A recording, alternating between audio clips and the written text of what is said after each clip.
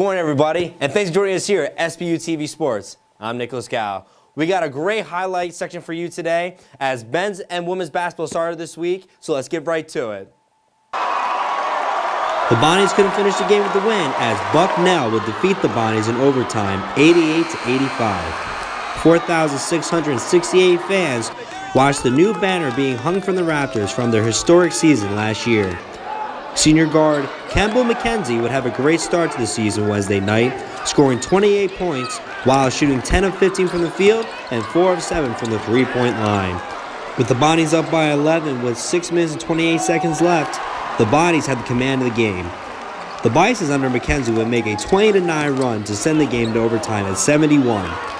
With 33 seconds left, leading 81-79, Bucknell will have the ball and the opportunity to seal the game with a score. With 19 seconds left, McKenzie would drive through the middle of the lane and score a layup to seal the Bison's victory. Head coach of the Bonnies, Mark Schmidt, explains how they lost the 11-point lead and eventually the game. We made some young mistakes, some bad shots, some bad turnovers, but it was more on the defensive end. It was the second half where, we got too loose. Really good teams, good defensive teams, they take that, and that next possession coming out of the timeout is really important. And we give up a three-point play. We make those mistakes, and it's hard. And we try to tell the kids, concentrate, but if you're up by 11 with 5 minutes, it's at home. You gotta win that game.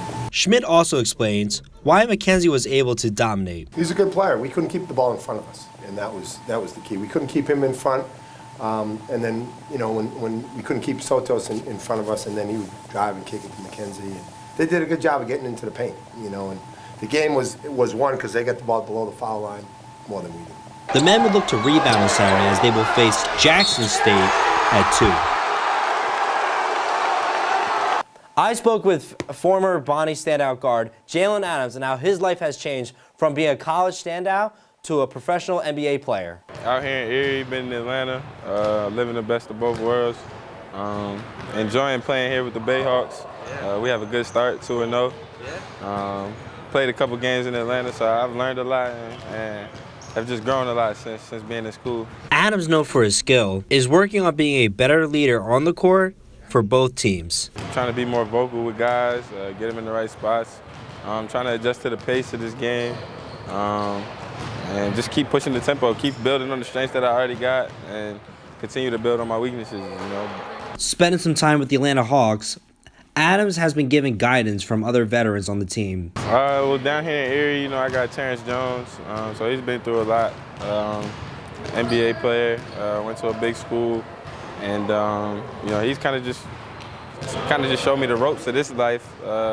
Just kind of prepared me for the both worlds. Him and RJ Hunter, two guys that I kind of just look up to and have fun playing with. And then in Atlanta, it's a bunch of vets. You got Bays. I spent some time with Vince Carter. So yeah, I'm learning a lot from a lot of different people and just trying to take a little bit of everything from everybody. He revisits his life at Bonaventure and the memories he made with his old teammates. Last year is a memory we're going to share for the rest of our lives. Like I said, back then, it's something that we're going to be talking about till we're old dudes, just chilling. So, I definitely am proud of what we were able to accomplish there, especially me and Dries in 4 years. And then Matt being able to come in and do what he did for us. So those are lifelong relationships. But not just with those two, but everybody on the team. I'll be back for a couple games. See Courtnelly and JP work out, LD too, Mahdi. Shout out everybody. So I'll be back to definitely support them soon. Head coach of the Erie Bayhawks, Noel Gillespie, has been enjoying having Adams on the team. Gillespie has been working with Adams since July with the player development team and has a plan on what they want to work on. He's an elite level shooter.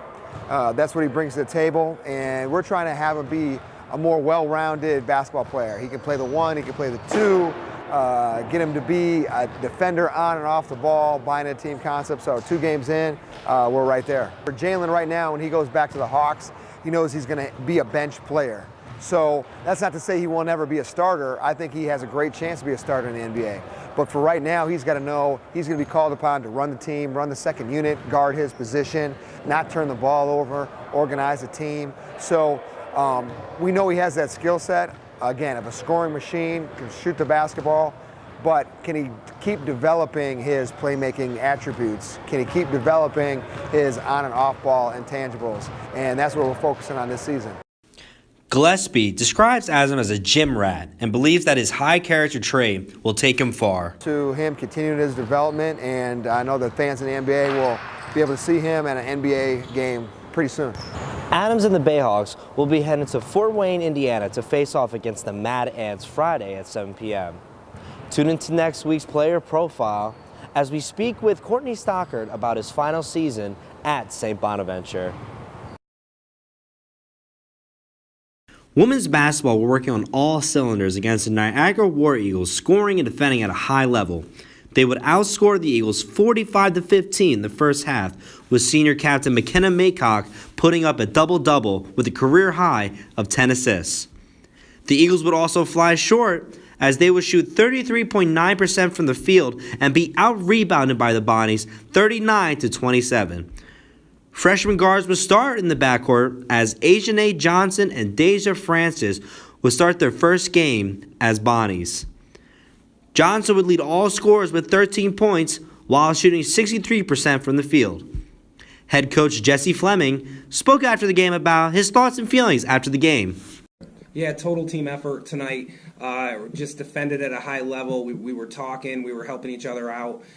Just did a great job. We were sharing the ball, made some shots, and the ball was finding the right player.